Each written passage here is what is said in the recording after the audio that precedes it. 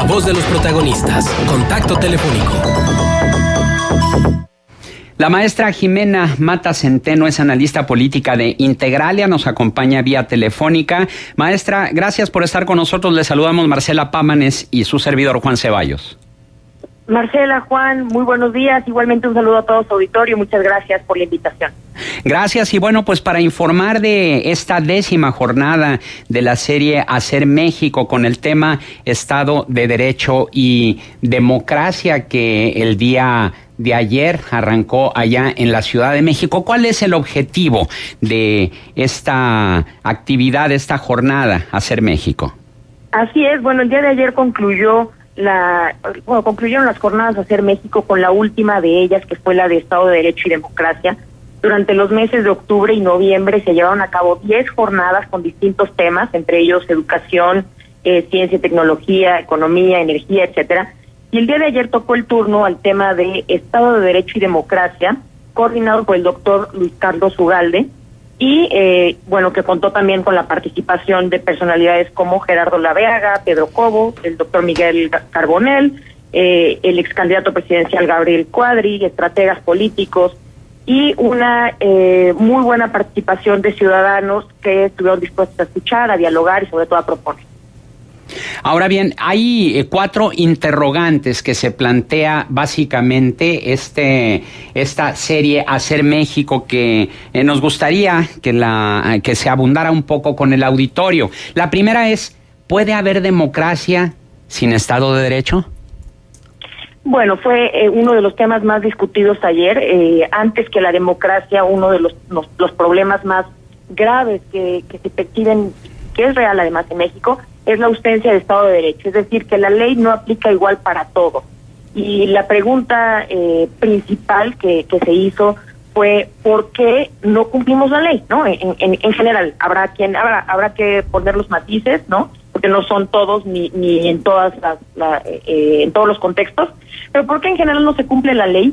Y ayer se comentaban sobre todo 4 razones por las que la ley no se cumple. Primero, porque hay un desconocimiento generalizado de la ley.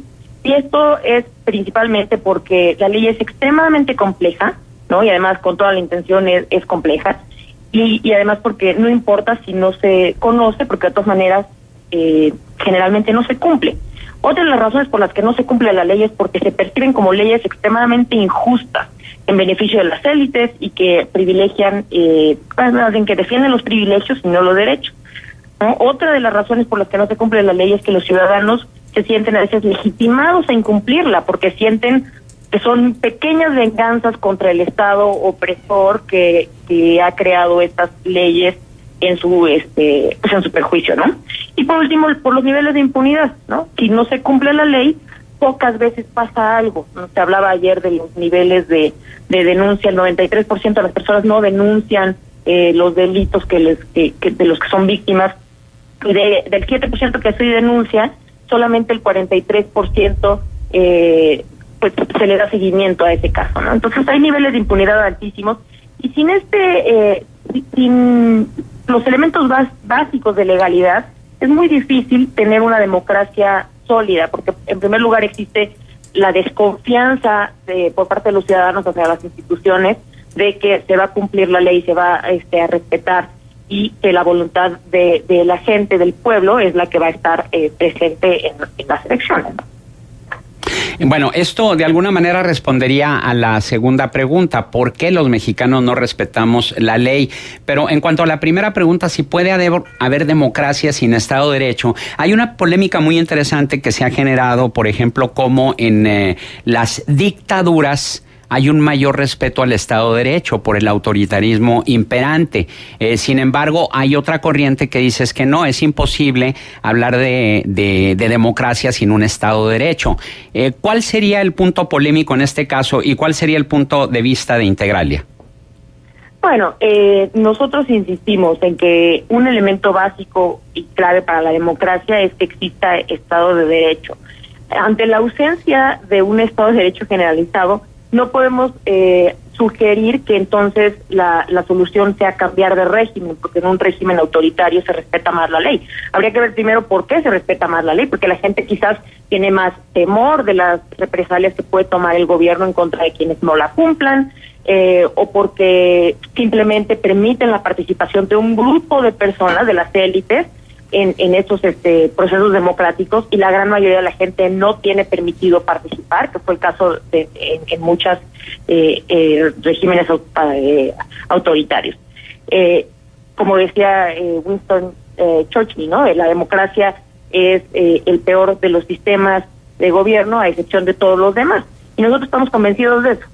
La democracia es el mejor sistema, está todavía en desarrollo, y para terminarlo de desarrollar en México necesitamos primero poner las reglas claras, es decir, que las leyes sean percibidas como justas y que la gente las conozca, es en primer lugar, y segundo, que se respeten, ¿no? Y para eso se necesita de dos cosas. Primero, que las instituciones las hagan cumplir, y segundo, que la gente también tenga la voluntad de cumplirlas. Esa es una parte muy importante.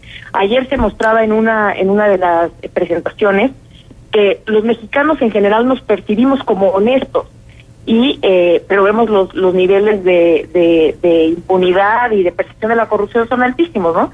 Entonces decimos, bueno, si los mexicanos somos honestos, ¿por qué los niveles de corrupción están tan altos? Y generalmente se tiende a echar la culpa al gobierno nada más, ¿no? Y los ciudadanos nos vemos como víctimas, ¿no? Me hicieron pagar una mordida, me hicieron pasarme el alto, me hicieron etcétera, ¿no? Entonces hay aquí un sentido de corresponsabilidad, y esa sería nuestra primera. Pero esto sería similar a este estudio que realizó Causa en Común, donde se les preguntó a los policías si se consideraban que eran corruptos, y la mayoría de ellos dijo, no, yo no, pero mi compañero sí. Exacto. Va en el mismo sentido, ¿no? Y en el caso de los policías, pues es un poquito más complejo, porque se sabe que aunque el policía quiera ser honesto, si tiene un superior que es deshonesto y que le exige las mordidas, pues el de abajo tiene de dos opciones: o participa o se queda sin trabajo, ¿no? Entonces hay un tema de limpiar las instituciones y de fortalecerlas.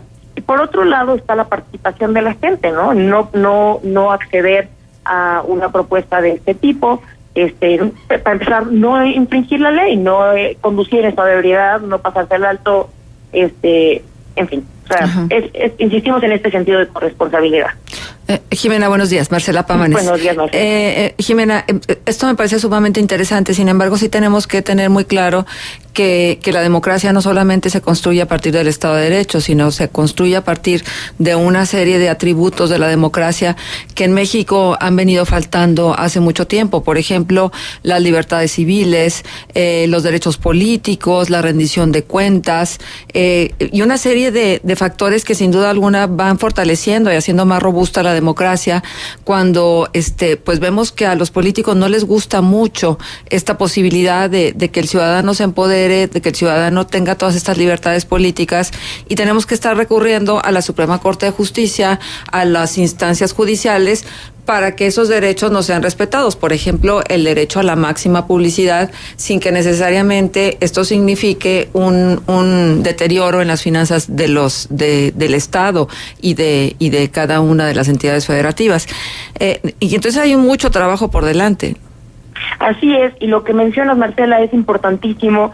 Existe la percepción de que democracia es ir a votar, ¿no? Y ahí termina, es participar en las elecciones, y después de la jornada, pues ahí termina nuestra participación en la vida democrática. Y no es así.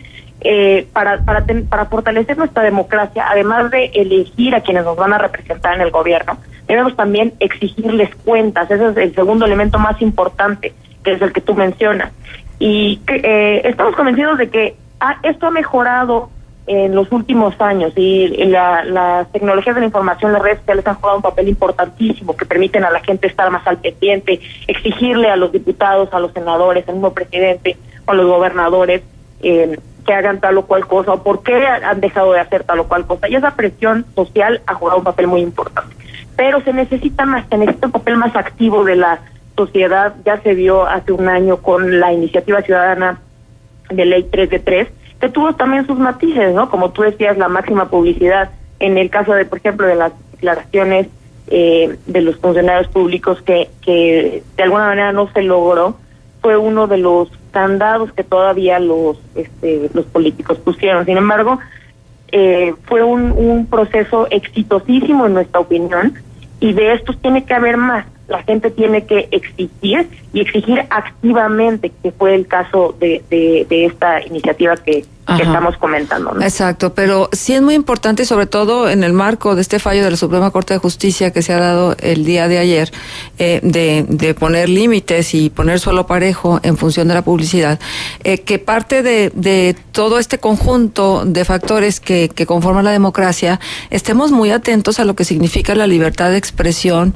la asociación, el libre tránsito, la manifestación puntual de las ideas, no importa que al gobierno en turno le sea incómodo, y la posibilidad de tener una interacción y que el ciudadano sea escuchado en tiempo y forma como se merece, no nada más para cumplir un requisito, porque da la impresión que todas estas leyes de transparencia, todo este afán de conformar el Sistema Nacional Anticorrupción, los estatales anticorrupción, etcétera, pareciera que es una escenografía muy bien montada, porque uno le rasca tantito y uno se da cuenta la connivencia que existe entre quienes son nombrados como consejeros, por ejemplo, y los gobernantes en turno. Entonces, sí creo que hay un montón de cosas por hacer para que realmente se le escuche al ciudadano, no nada más en tiempos electorales, que para eso sí son muy buenos, andan buscando y tocando puertas y haciendo reuniones y tomando en cuenta, pero a la hora de la verdad, a la hora de decidir, Jimena, ¿dónde está?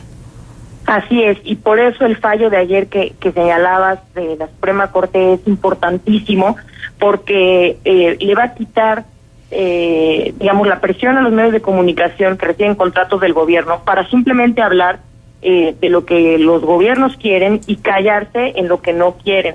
Y esto es un elemento importantísimo para la libertad de expresión, que es además un elemento esencial para la democracia y que le permitirá a la gente, sobre todo el proceso electoral del próximo año, conocer la verdad y tener un panorama imparcial sobre lo que está sucediendo, sobre los candidatos que están aspirando, y que no sea solamente lo que algunos gobiernos o lo que el dinero pueda pagar y quieran que se sepa, ¿no?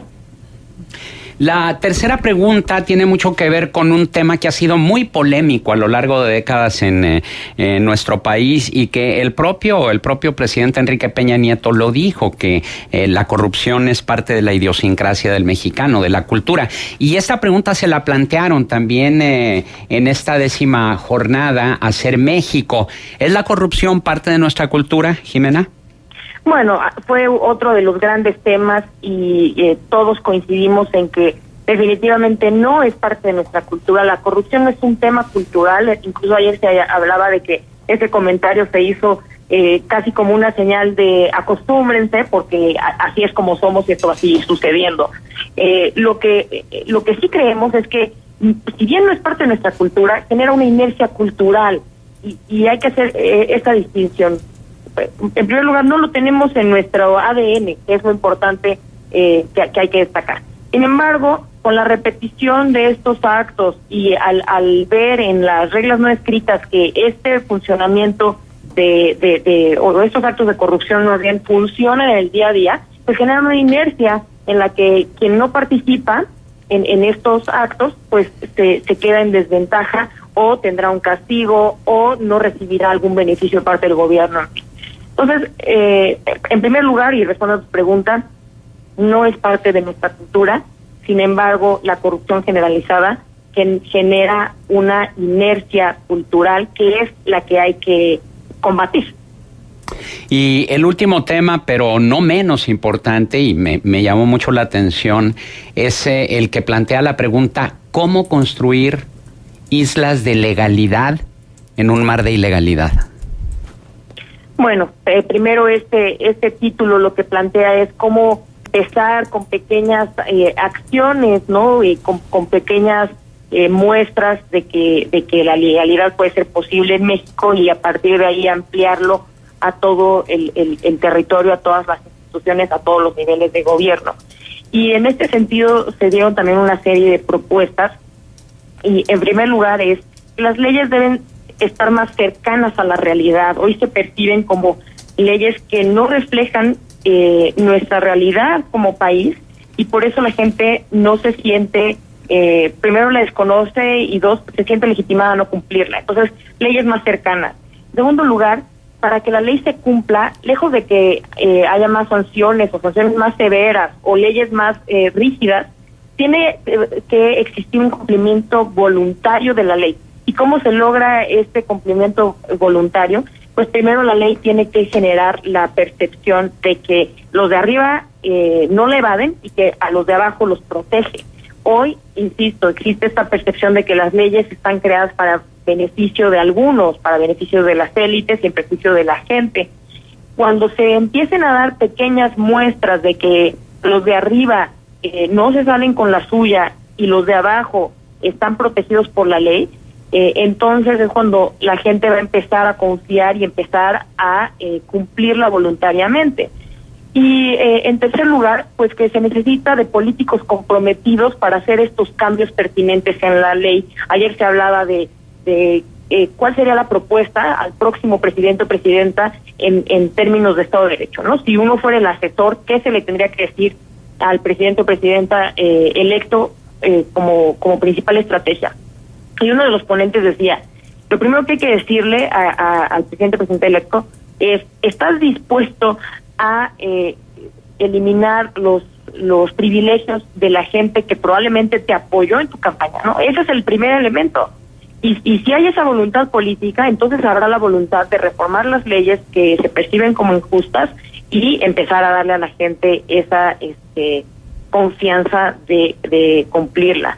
Y otro que pues es un poco un lugar común, que hay que fortalecer las instituciones, hay que promover la participación ciudadana, hay que en el temas de anticorrupción hay que poner en la mesa los incentivos adecuados para que la gente decida cumplir la ley, ¿no? No se trata de qué castigos hay, sino qué incentivos hay para que la gente los cumpla, y este cambio de visión de negativo a positivo es sumamente importante y es de lo que se habló el día de ayer.